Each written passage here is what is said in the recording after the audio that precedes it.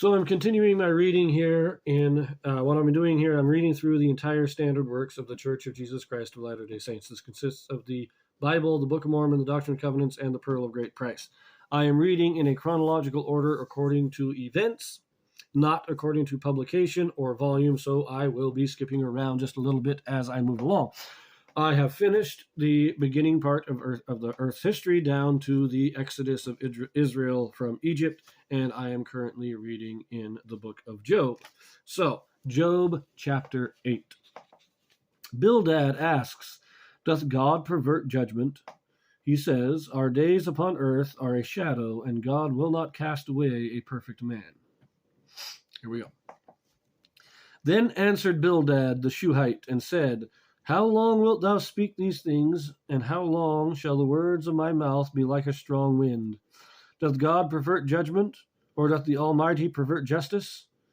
If thy children have sinned against him, and he have cast them away for their transgression, if thou wouldest seek unto God betimes, and make thy supplication to the Almighty, if thou wert pure and upright, surely now he would awake for thee, and make the habitation of thy righteousness prosperous. Though thy beginning was small, yet thy latter end should greatly increase. For inquire, I pray thee, of the former age, and prepare thyself to the search of their fathers. For we are but of yesterday, and know nothing, because our days upon earth are a shadow. Shall not they teach thee, and tell thee, and utter words out of their heart? Can the rush grow up without mire? Can the flag grow without water? Whilst it is yet in his greenness, and not cut down, it withereth before any other herb. So are the paths of all that forget God, and the hypocrite's hope shall perish. Whose hope shall be cut off, and whose trust shall be a spider's web? I'm going to pause. I think I read a little farther than I should have here. I like, again, the imagery is beautiful. Does God pervert judgment? So you can't call God unjust. If God's doing it, he's got just cause to do it. That's just the way it is. And you say, if God killed all your kids, then he had a reason to.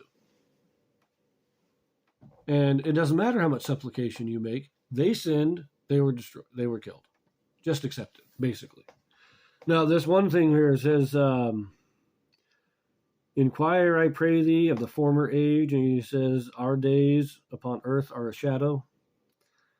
This is a allusion to the time before the flood.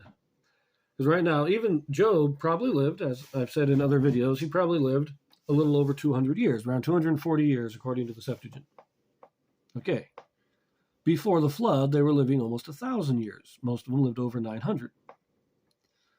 So to be living less than a third of the time, he's living like a quarter of the time that the earliest patriarchs lived. That's what he means by our lives are a shadow. And he's saying to inquire of the former age. He's saying, read the scriptures. They lived for 1,000 years. They had time to learn. They knew these things. We only live 250 years. Our lives are short. We don't have time to learn these things. We have to learn it from them. We have to take wisdom from those who came before us, because we don't live long enough to gain wisdom on our own. They lived long enough to gain wisdom on their own. We don't. So we take wisdom from them. I think that is a very profound thing. This is, again, as I've said many times, this is hearkening back. This is telling us to study the scriptures, the records, the history.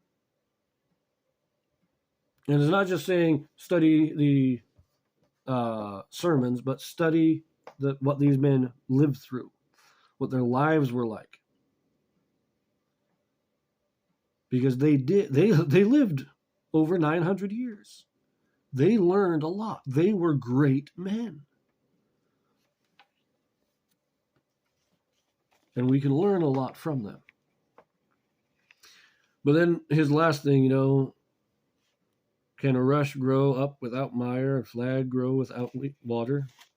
So a flag, again, flags, reeds is what flags are. So you have to have the right conditions to get the right results. And that's what he's saying. So 14, whose hope shall be cut off, and whose trust shall be a spider's web, talking of the hypocrites.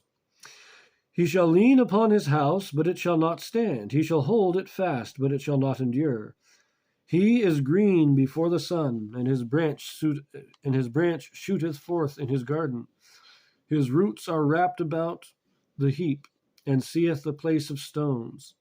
If he destroy him from his place, then it shall deny him, saying, I have not seen thee. Behold, this is the joy of his way, and out of the earth shall others grow. Behold, God will not cast away a perfect man, neither will he help the evildoers, till he fill thy mouth with laughing and thy lips with rejoicing.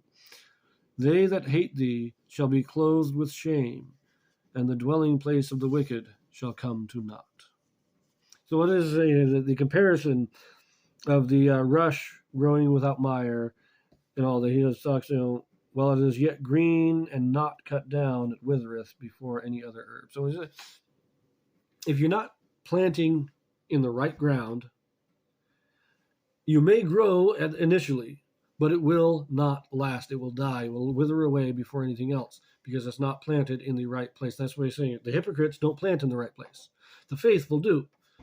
And so the faithful, they get the reward. The hypocrites, they pass away.